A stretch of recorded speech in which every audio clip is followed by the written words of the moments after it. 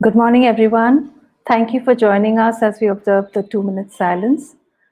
When we were looking for possibilities for this session at JKLM, our first choice was Paro Anand, whose book Being Gandhi explores not Gandhi the man or his life as a leader, but really the Gandhian way that must remain relevant to us.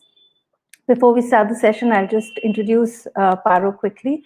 A fearless writer and performance storyteller with a big heart best describes Paro Anand, who has been honored with the Sahitya Academy Bal Sahitya Puraskar Award 2017 for her book Wild Child, now published as Like Smoke with additional content. She was invited to speak at the Harvard India Conference at the Kennedy School. Recognized internationally and locally, including by President Kalam of India, she headed the National Center for Children's Literature, has interacted with over 3 lakh people, primarily children in difficult circumstances, and runs a program, Literature in Action. Her book, No Guns at My Son's Funeral, was on the IBBY honor list and is translated into German and Spanish. The Little Bird Who Held Up the Sky with His Feet was on the 1001 Books to Read Before You Grow Up, an international gold standard of the world's best children's literature. Her book, Being Gandhi, brings Gandhian values front and center into contemporary children's lives. She also received the Kalinga Karubaki Award for Fearless Writers in 2019. I'm delighted to welcome Paro, who will be speaking to you for the next half an hour or so. And at the end, we are happy to take some questions. So please share them in the YouTube or Facebook chat, and we'll address them at the end. Welcome, Paro. Thank you so much, Ruchira. Thank you, Kolkata Literary Meet, who have persisted against all odds and shown that there is a way to do things right and to continue to do things right. So I'm speaking to you from Delhi, and that's really wonderful because I love Calcutta, but I wouldn't have been able to join you if not virtually. So what was this 2 minute silence that we had? It was actually during my school years. We had a 2 minute silence at 11 a.m. The whole country, there would this siren go off at 11 a.m. and the whole country, factories, businesses, schools, colleges, government stopped for 2 minutes and everyone stood in silence, in solidarity, remembering the father of the nation. I don't know when this practice stopped, but I don't think you have it in your schools and all anymore. But honestly, I would urge you to ask your school to replace this practice. So if the country isn't doing it, maybe there's nothing you can do about that, but do it in your own homes, in your own school, because I think it was a wonderful moment of togetherness, to be together. Because otherwise, honestly, children have forgotten the significance of the day 30th January. This January is the day that Gandhi was killed. So, of course, it was 150 years of Gandhi, and all publishing houses were doing something on Gandhi. My friend, editor Tina Narang, she said, Paro, can you do a book on Gandhi? And I said, no. That was my initial response, and I dug my heels in. No way. Because I don't do nonfiction. I don't do historical, fact-based stuff. I write reality fiction. But I didn't want to write a biography or anything. So Tina said, no, we want you to write a book on Gandhi, such as one that hasn't been written. And that was a challenge that I had to pick up that gauntlet and say, all right, let me see. I started researching Gandhi, and I found that what is taught about Gandhi to you, to children, it's so boring. I think that we have taken Gandhi and nichored him out, dried him out, so that he is now stuck on currency notes and he's stuck into boring paper dry textbooks. And we've hardened him, hardened the memory of him, and stuck him into stone statues. We've reduced him to a chashma, just the round chashma and a chadu. But what was Gandhi? He was so much more. The more I read, the more excited I became about Gandhi for the very first time in my life. I mean, I knew he was great. I knew he was the Mahatma. But I'd never been excited. And so I started writing a story, which I first thought would be kind of a cute little story of, some little child discovering Gandhi or something. But it wasn't reading right. It was very surface, very superficial. And I said, no, I've got to do something else. That's when I recognized this thorn that was in my throat, which had been stuck there for years. And I'd always wondered how to exorcise that ghost of pain that was there within me. And this book was it. I'm often asked whether my writing is cathartic. This one certainly was. Being Gandhi. And when I go into schools or go to a group of children and say, I'm going to read to you a story about Gandhi, they're all like, why couldn't we have something more fun? Why could we have something more interesting? But then I start the reading, chapter 1, and the title of the chapter 1 is My Life Sucks, Just Sucks. And kids are like, hey, a book on Gandhi that starts with My Life Sucks. What on earth is that? So here goes. Preeti ma'am, she's nice and everything, but you've got to admit she's one of the most boring teachers on earth. It's like a necessary qualification for teachers, honestly. Like in an interview, a potential teacher gets asked, are you boring? No, I'm a very interesting person. I have a wonderful sense of humor. Wrong answer, reject, next. Yeah, okay, I have had some teachers who've been fun and try and do interesting things, but they're like closet fun. Don't let the authorities know kind of fun. That's why. Now think of it. If a class, when you're in class, if everybody bursts into laughter, what does the teacher do? Shh. No noise, no noise. No one should get to know that there was fun happening in the classroom. But Preeti ma'am, she really stands out. She could well be the queen of Boringistan, where she rules with deadpan face and monotone voice. And I start drawing the legendary Boringistan with the queen as Preeti ma'am. Everyone's head droops as they drag themselves around in brown and grey clothes. I love drawing, by the way. I want to be a graphic artist when I grow up, but right now I'm stuck with school. So I continue drawing sleeping dogs and dying trees, and Boringistan is coming along so nicely. And there's Preeti ma'am as the queen of Boringistan. Ouch! What on earth? Someone has pinched my ear. I raise my hand to wallop them, but the class draws back. Of course, it's Preeti ma'am. She has pinched my ear and she has snatched my book, my drawing away.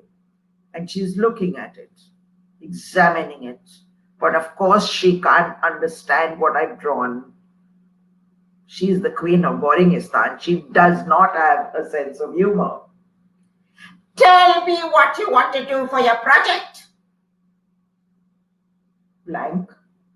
I don't know what project she's talking about. Answer me, she snaps. Ma'am, I think this will require some thought. I'll have some ideas by tomorrow. She smirks. She knows I'm buying time. She knows I know nothing about the project that she's talking about. Initial thoughts then? Gulp. She's just being mean. I don't know what to do. So I do what any good kid would do, or not good kid, but my kind of kid would do. I glance over at Sid. I drop a pen. I lean down to pick it up, and Sid, bless him, says, Gandhi. Before I straighten up, answer me, says Preeti ma'am. Ma'am, Gandhi is such a vast topic. With 2nd October coming up, ma'am, we have to think of something really, really interesting. Everybody will be doing something for Gandhi Jayanti, na? Gandhi Ji to you, you scoundrel! You think you're on first name basis with the father of the nation or something? She snaps. She knows she's defeated. And I just about swallow the retort, saying, ma'am, if I was on first name basis with the father of the nation, I would have said Mohandas. Gandhi was his surname. But I don't. I don't need to. I've defeated her already. Mohandas Karamchand Gandhi. Yes, that's what she's on about. And that's what all teachers and the whole school is on about. Once mid-September is coming up, exams are over, Gandhi Jayanti looms up like a dementor or something. But the point is, every class, every year has to do something for Gandhi Jayanti. I mean, what's with that? As though we had no other leaders. Between you and me, I think it's a bit too much. I'm going to skip ahead a little bit.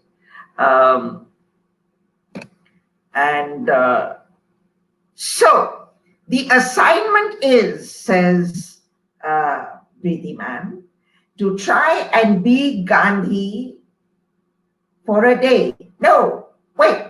For you, I'm going to make it a week. You have to be Gandhi for a week. Be who? Gandhi, Mahatma Gandhi, father of the nation. Of course, I know Gandhi, but how can I be Gandhi, ma'am? I mean, there are no British to throw out. Oh, unless you mean the foreign exchange students. Shall we throw them out? I laugh. She doesn't.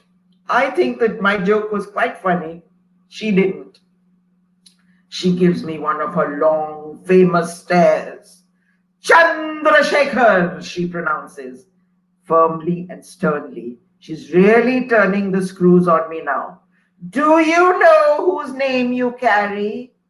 Yeah, sorry, I know, Chandrasekhar Azad, freedom fighter, incredibly brave. But that's my point, ma'am. Every year we only study Gandhi, but what about the others? What about Chandrasekhar Azad? But of course, this leads to a lecture on respect and remembering how grateful I should be for the country that I live in. And yeah, I am grateful. Who says I'm not grateful? I'm not going to do the homework. Forget it. I'm not going to do it. I'm going to write some bakwas about there was an old auntie who was carrying very heavy shopping bags and trying to cross the road. And I ran across and I said, Auntie Ji, I'll help you. Let me take the bags from you. And I take the bags and I help her cross the road. And she says, Beta, thank you so much. Let me give you some money. And I said, no, no, Auntie Ji, just your Ashirwad is enough. And she gives me an Ashirwad, and I felt so good being Gandhi. Some bakwas like that. I'm not helping any old ladies across the road. Forget it. I'll just write it. And if she thinks I'm making it up, too bad. But she makes me borrow a whole lot of books on Gandhi, and I'm determined I'm not going to read them. And then now I'm skipping forward somewhat. And I'm going to jump into the deep end of this book. The title is Worst Fears Come True Sometimes. Worst fears come true sometimes. I feel as though I'm growing up every second, aging, like my whole life is in fast forward and my teen years are zooming towards adulthood. The television volume has finally been turned down, but the fire cannot be controlled by the tap of a button. The embers are catching and the flames are fast going out of control.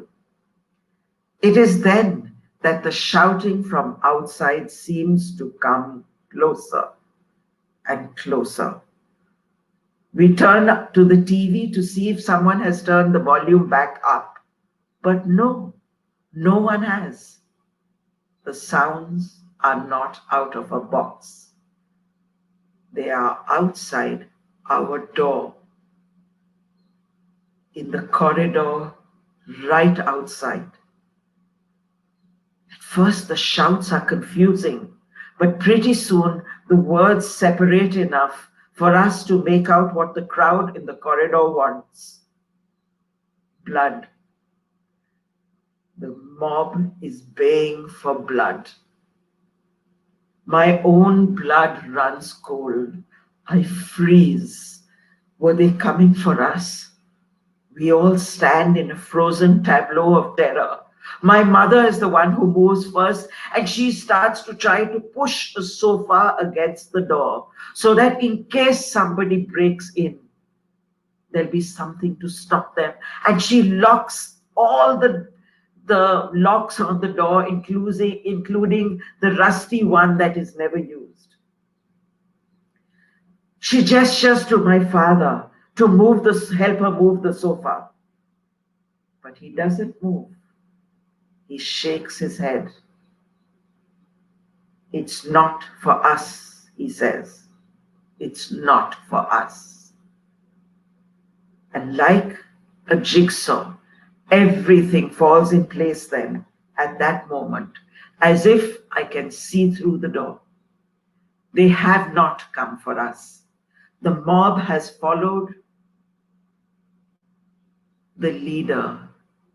The mob has come to Uncle Sarab's house next door because he is sick, and all 6 are being hunted down and set on fire and killed, looted, broken.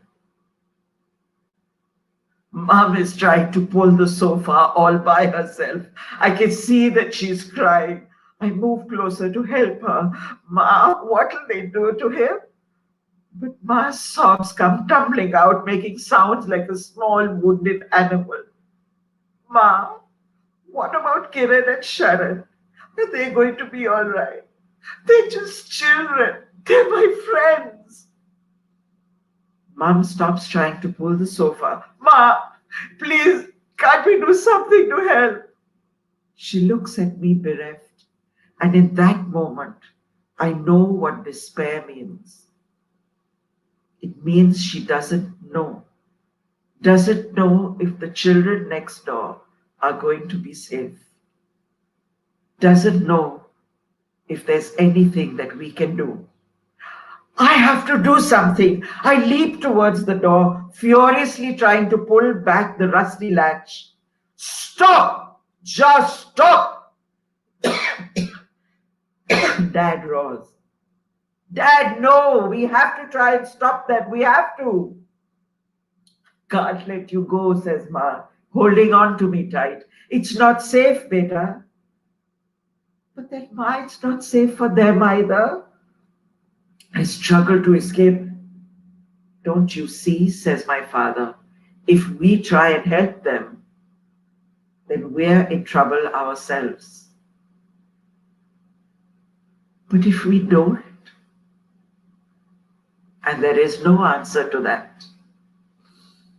The sounds from across the corridor burst in upon us, wounding us, cutting us. No, I'm not saying it was as bad for us as it was for them. Our plates and glasses were not smashed. Our furniture was not burnt. Our skin wasn't cut. Our bones are whole, but our lives are not. With every cry for help knocking at our door, we lose a little bit of ourselves. I know now that life is never going to be the same again. I know that I am never going to be the same again. I believed that we were the good guys, the ones who stepped up. And yet today, we didn't. We couldn't, but we didn't. As the crowd leaves, their bloodlust satisfied, we can't look each other in the eye. I know now that Indira Gandhi's assassination did have something to do with me.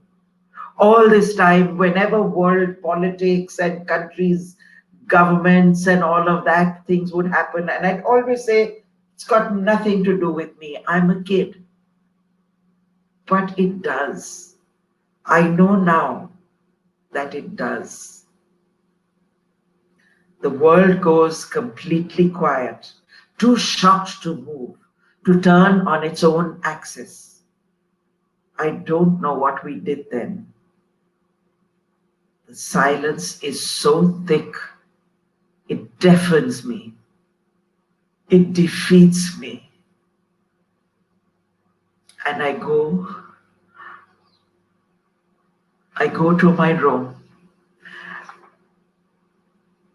because I don't know what else to do. And there on my bed are books on Gandhi that Preeti ma'am had made me borrow. I flip through the books, and a sentence, one of Gandhi's sayings, leaps up at me. Peace and revolution are not mutually exclusive. Peace and revolution are not mutually exclusive. And another one, and I write this down, in a gentle way, you can shake the world. We need Mahatma Gandhi right now. How I wish I could bring him back somehow. If I had a time machine which I could use just once, that's what I would do. But I don't. I can't. Mahatma Gandhi is long dead. I sit very still and I get a very strange thought. At least it's a very strange thought for me. It shakes me. Can little old odd me, can I be Gandhi? And he does. Young Chandrasekhar, a brat all his life, decides to be Gandhi. And he decides that there has to be something that can be done. He couldn't save his friends next door, but maybe he can make some difference now. And he sits on a satyagraha. He sits in a peaceful protest. And we know that there have been lots and lots of peaceful protests happening all over the country. And sometimes we think, oh, but we're not going to go. And sometimes we think, but it's so inconvenient.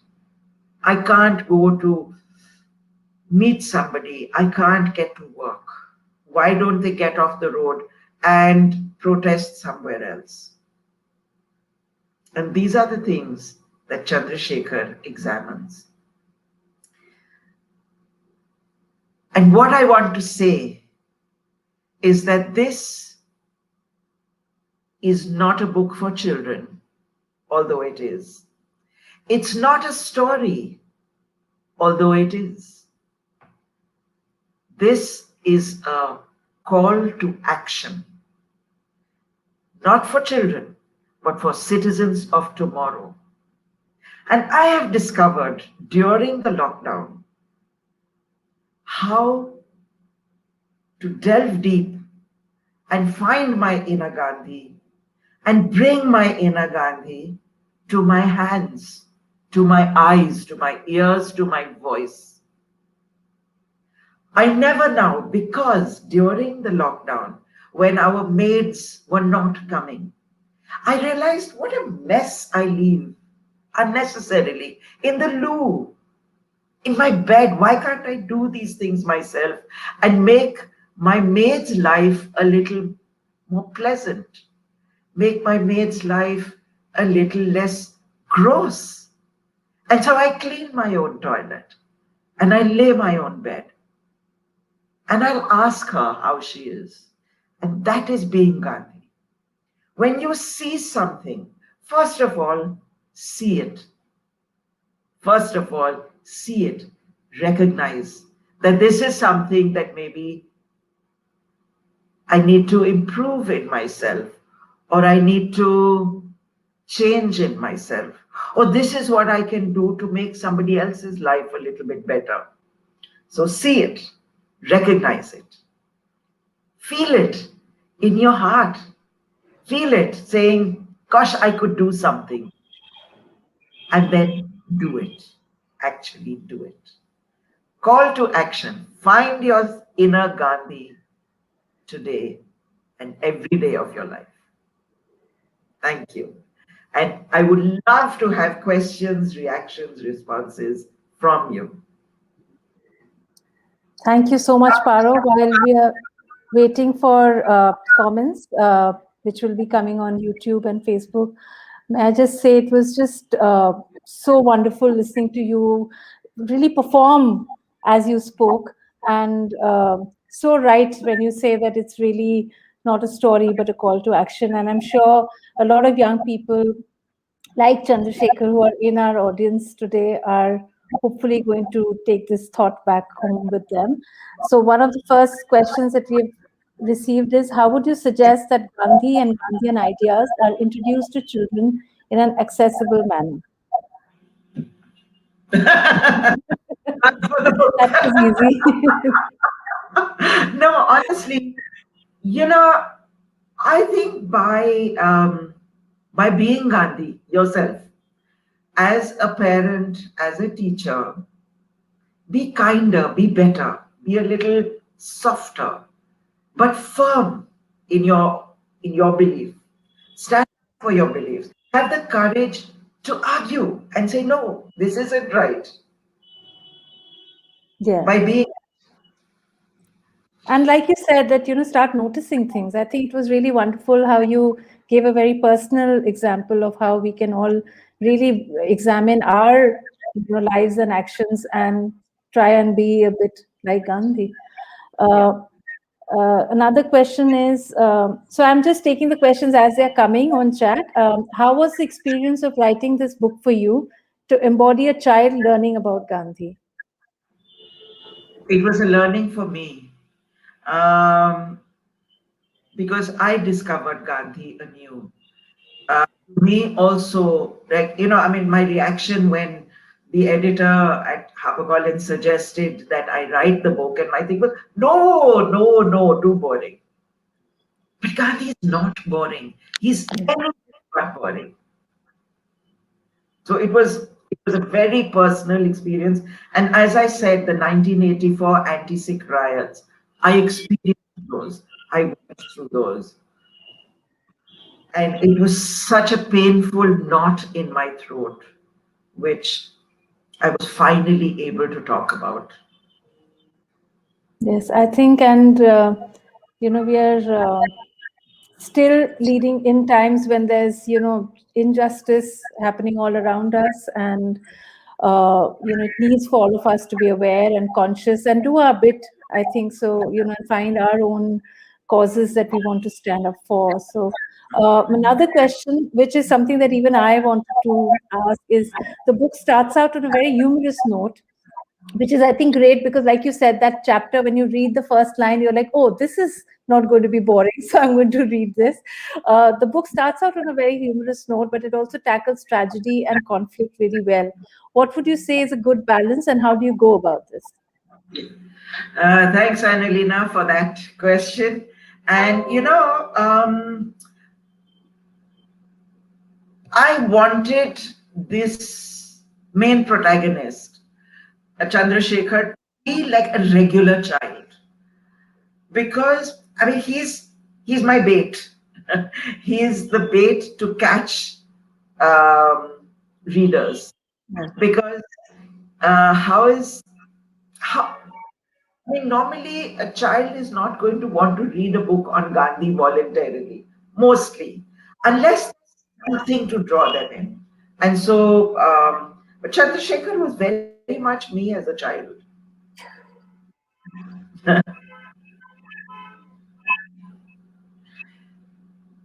Thank So, you. Thank you so much for saying that every child needs to read Being Gandhi. I am very happy to hear that. I'm also very inspired that I could convey that what I wanted to.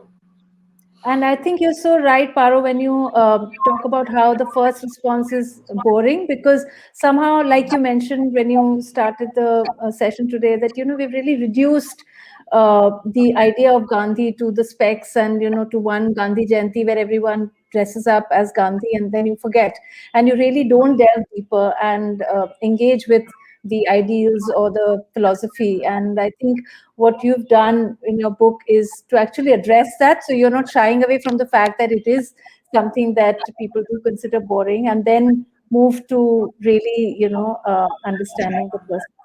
So I another think I question. think I think we've done Gandhi a great injustice Yes. by treating him like a godlike Yeah. figure to children. Because you can never aspire to be God. You Yeah. ask what you want to be when you grow up. No child will say, I'll be God when I grow up. Right. But you can be a better human being when you grow up. And that's all that Gandhi was. He had his flaws, but shy of talking about that, as though it's blasphemy if we talk about the flaws of Gandhi. So Yatika asks a question: how can being Gandhi improve ourselves? You'll find it yourself. The way you feel when you have consciously decided, look, the other day, um, I'd washed my hair, and I drop a lot of hair when I'm shampooing it. And instead of leaving the drain as it was, I pulled the hair out. And it's gross. It's really gross to have that wet thing of hair coming out. But I did it, and I wrapped it in a tissue and chucked it into the dustbin instead of leaving it for the lady who cleans my loo to take out. And I felt, yeah, I did the right thing. That's what it made me feel. And you're so right. I think this lockdown really, in the beginning when people were not able to come to our homes to work, I think that was probably the first time that many people would have taken notice of all the work that invisibly happens when you leave home, go to the school, and come back and see your room is clean and things are, you have a hot meal to eat. To really value these. This help that we get. Akshat Yeah. wants to know, when did you write this book? I wrote the book in 2018. I think, Akshat, I'm really bad at numbers. I never remember because I'm always writing. Yeah, it came out in 19. I wrote it in 18. I finished it on Christmas Day 2018. And I was actually at my daughter's house, and my daughter-in-law came in, and she found me teary. What happened? And I said, I think I've just written a marvelous book. And I know that sounds incredibly vain, and I'm not a vain person, but I knew this was a book that needed to be written, and I'd done a good job writing it. Sometimes one has to give oneself a pat on the back. Oh, this is a very well deserved pat on the back. Paro, I'm sure everyone will agree with that. Uh, Also, I think Akshat is asking where you got the idea to write, but I think we've talked a little bit of that already. Is there anything else you might want to add to that? The kind of responses that I've had to this book and many of my other books, this is my newest book, which has come out, Nomad's Land. It's about displacement and forced displacement. And it's interesting because I started writing this a long time ago. I was writing it actually at the same time or before being Gandhi. And it became more relevant when it came, as I was finishing writing it and when it came out, because we're talking about forced migration, we're talking Yeah. about this, you know. And when I first had the idea, I was thinking of one thing, but I realized how many forms of displacement and how brutally roots get cut for people. I've also just submitted another book, um, which has a surprise at the end. And I'm not going to tell you what that surprise is, but it's a surprise. The book will be out in May. Okay. So there's a lot of books, the young people who are listening and the grown-ups as well. You now know which books to look out for and what books you can already read. Is the, though there's someone who says if we were your non-virtual audience, we would give you a round of applause. So that's a virtual Yay! applause. uh, and is this book your real life experience? Um, it's both. A lot of what I write is both I work a lot with young people. I work with over 3 lakh young people. And that number has probably jumped through this period of lockdown, actually, because virtually I've managed to reach people where I wouldn't have. Um, so I draw threads from their lives, from my responses to their lives, but it is fiction. So Chandrasekhar, I know 100 Chandrasekhars, but is Chandrasekhar himself exactly that person? No, he exists in my head. Um, and real life, yes, in this way, because I become my characters as I write them. I embody them. I come from a theater background. And so, stepping into a character isn't enough. You have to become the character. So in my writing, I become that person. So I'm not writing Paro writing Chandrasekhar, it's Chandrasekhar writing his story. So very often I write in first person, very often, unless I feel I need that distance or Distance. I need to do it in a way. Right. So I think we are at the end of the session. We can probably take one question. And the last question that we've got so far is, how did you feel after you finished writing the book? Thank you. That's a wonderful question, Ananya. And yeah, as I said, that I was crying, and it happens actually quite often when I finish writing a book, I cry because I live the book, I live the person. And now I have to set that person down Yeah. and get the story and let him or her go into the world and be their own. It's a little bit like what a mother feels. Not a little bit, it's exactly like what a mother feels, that nest syndrome when your child goes away. It's that feeling. I mean, my heart is beating out of my chest, I'm crying, I'm feeling bereft, I'm feeling lonely. And then I have to eat some salted caramel ice cream to Hmm. make So you, always. And always I end my stories, especially when I'm writing for young people, on a note of hope.